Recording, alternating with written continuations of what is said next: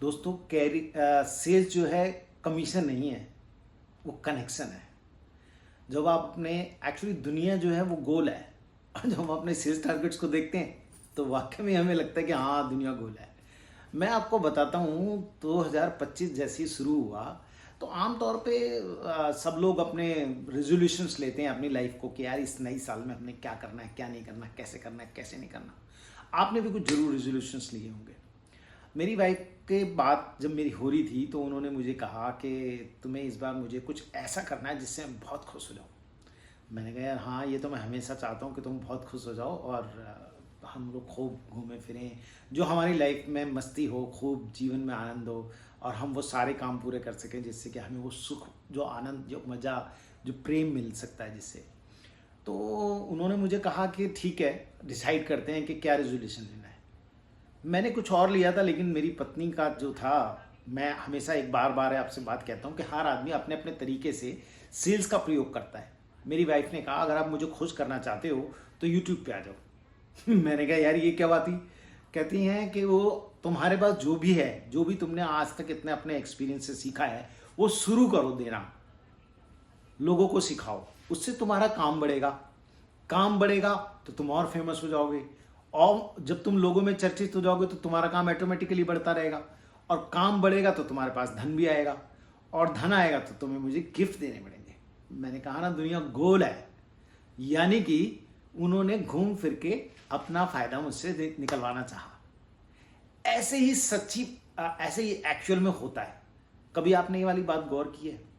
आप कभी अगर किसी एग्जीबिशन में हैं और आपने एग्जीबिशन लगाई हुई है और कोई कस्टमर बहुत हारा थका जब पूरा एग्जीबिशन को घूमता रहता है और आपसे पानी मांग लेता है और वो उसी फील्ड का है, यानी कि वो आपका कस्टमर, भावी कस्टमर हो, भविष्य में वो कस्टमर बन सकता है और वो आपसे पानी मांग लेता है और उसको आप बुलाते हैं, स्टॉल पे बैठाते हैं और उसको पानी के साथ साथ कोल्ड ड्रिंक्स या चाय भी ऑफर करते हैं और उसके 2-4 बातें कर लेते हैं उससे जब मिलके, तो वो और फिर बाद में उसके साथ कनेक्शंस को रखते हैं। तो एक दिन ऐसा आता है कि जब कभी उसको अपने सामान, यानी कि आपकी मशीन की ज़रूरत पड़ती है, आपके प्रोडक्ट की ज़रूरत पड़ती है, तो वो हमेशा आपको याद करता है। कभी सोचिए आपने ये वाली बात? क्योंकि आपने उसको वैल्यू एडिट की। दोस्तों इसको अगर हम सेल्स में बात करें तो इसको हम वैल्यू कहेंगे। वैल्यू इसलिए कहेंगे क्योंकि यार आपने कुछ ऐसा किया जिससे कि वो कस्टमर आपके साथ किसी तरीके से जुड़ गया। मेरे कस्टमर थे, उन्होंने लोन लेना था। हमारी बातचीत काफ़ी टाइम से चल रही थी और उनका पैसे उनके पास आ नहीं रहे थे, तो मैंने उन्हें सजेस्ट किया कि सर आप लोन क्यों नहीं लेते, मैं आपको एक कोटेशन दे देता हूँ। इससे क्या होगा कि भाई आपका काम बढ़ जाएगा। मैं लोन लेने की जो प्रक्रिया है उसमें मैंने उनको सपोर्ट किया, उनको कोटेशन दी और कुछ ऊंच नीच की बातें करी।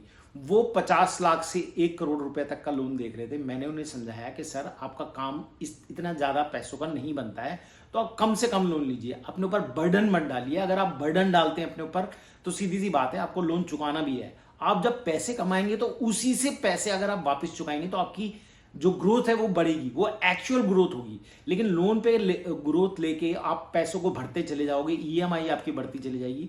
कस्टमर को ये लगने लगा था कि यस ये मेरा हितैषी है बंदा, ही इज लुकिंग आफ्टर, ये अपनी मशीन के पीछे नहीं पड़ रहा है, ये अपने प्रोडक्ट के पीछे नहीं पड़ रहा है, ये मुझे वैल्यू दे रहा है जो उनको हमेशा याद रही। और उसके बाद जब उन्हें जरूरत पड़ी तो उन्होंने सबसे पहले मुझे याद किया था, क्योंकि उन्हें ये लगने लगा था कि ये बंदा मुझे मशीन नहीं बेचना चाहता है, ये मुझे प्रोडक्ट नहीं बेचना चाहता है, ये मुझे सही दिशा में मेरे को सही गाइडेंस कर रहा है। क्यों? और मैं उनको जो एक एक्चुअल मार्केट का प्राइस था उससे मैंने उनको ज्यादा प्राइस में मशीन भेजी। मैं उनको ज्यादा प्राइस में मशीन सेल कर पाया। उसके पीछे कारण पता है क्या था? उसके पीछे मात्र कारण एक था बॉस, क्योंकि मैंने उनकी हेल्प की थी। इसमें सेल्स को आप जानते हैं क्या कहते हैं? इसमें रेसिप्रोसिटी कहते हैं, रेसिप्रोसिटी कहते हैं बॉस। और अगर आप इसको सही तरीके से इस्तेमाल करते हो तो जीत आपकी निश्चित है।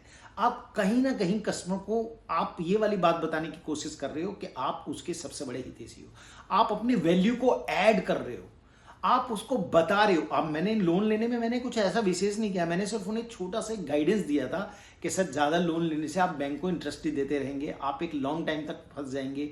कुछ इसी तरीके से मैंने उनको लोन में और उनको उनके व्यक्तित्व के बारे में बताया कि देखिए साहब, आप अपना काम अगर अच्छे तरीके से करेंगे, माल बिकेगा, आपका काम बढ़ेगा, मशीनरी बहुत अच्छी चलेगी, प्रोडक्ट मेरा बहुत अच्छा है, इससे आपका काम बहुत ज़्यादा तेज़ी से चलेगा। उन्होंने मार्केट में ये भी मालूम करने की कोशिश नहीं करी कि बाकी लोगों का प्राइस क्या है, और मेरा काम बहुत आसानी से स्मूथ तरीके से चला गया।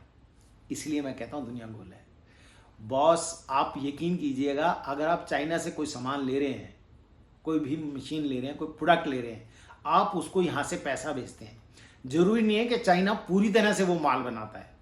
वो हो सकता है अमेरिका, यूरोप या किसी और कंट्री से उसका कोई छोटा मोटा पार्ट लेता हो, और उसके बाद वो पार्ट लेके उनको पैसा देता है, और उसके पास पार्ट बन के या और एक आध देशों से और भी लेता हो, और वो सब कुछ करके वो प्रोडक्ट बना के फिर हमें देता है। और जब हम उस प्रोडक्ट को बेचते हैं, सेल करते हैं, तो हमारे पास पैसे आते हैं, फिर हम दुबई घूमने जाते हैं। यानी कि दुनिया गोल है ना यार। पैसा कैसे घूमा आपने देखा। एक बार मैं चाइना में था, तो वहाँ के जो हमारे प्रिंसिपल्स थे, प्रिंसिपल्स यानी कि हम जिनसे माल परचेज करते हैं, अपने प्रोडक्ट्स जिनसे परचेज करते हैं, तो उनके साथ था मैं। तो एक इंडियन आदमी मुझे मिला जिससे मेरी काफ़ी समय से बातचीत चल रही थी प्रोडक्ट को बेचने की। तो वो मुझे मिले तो बड़ा अच्छा लगा। एक प्रदेश में अपना आदमी जब मिलता है तो बहुत अच्छा लगता है। उन्होंने बुलेट ट्रेन से कहीं जाना था और वो बड़े परेशान हो रहे थे कि यार मैं कैसे मैनेज करूँगा, मेरे को ये काम हो नहीं पा रहा है।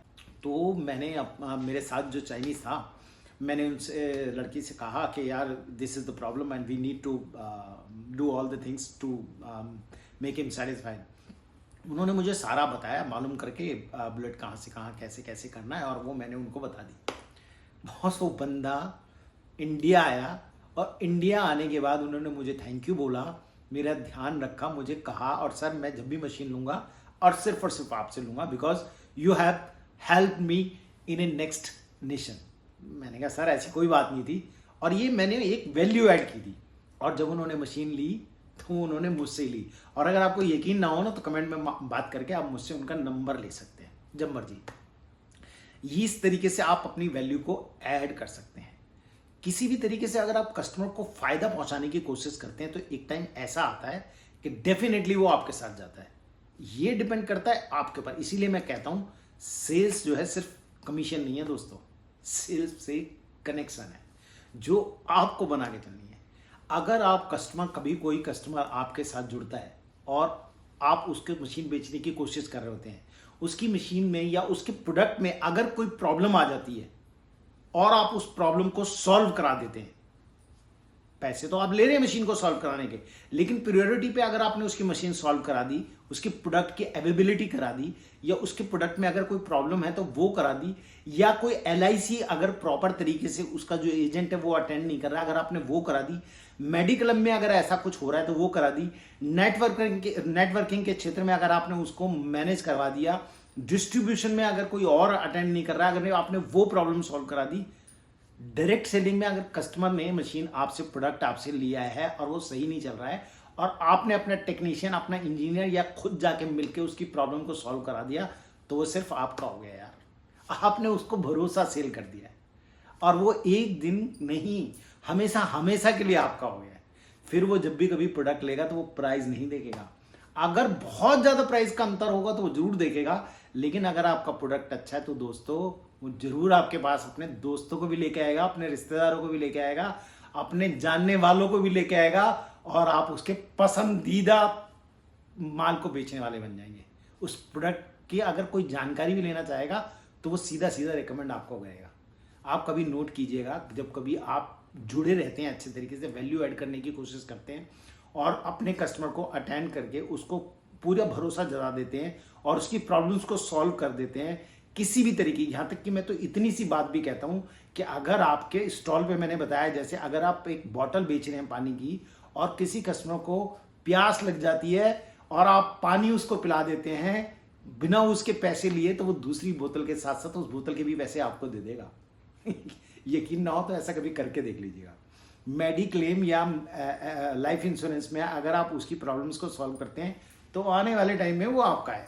दुनिया गोल है दोस्त, जैसा करोगे वैसा भरोगे। सुख बांटोगे सुख मिलेगा, दुख बांटोगे दुख मिलेगा, प्रेम बांटोगे प्रेम मिलेगा।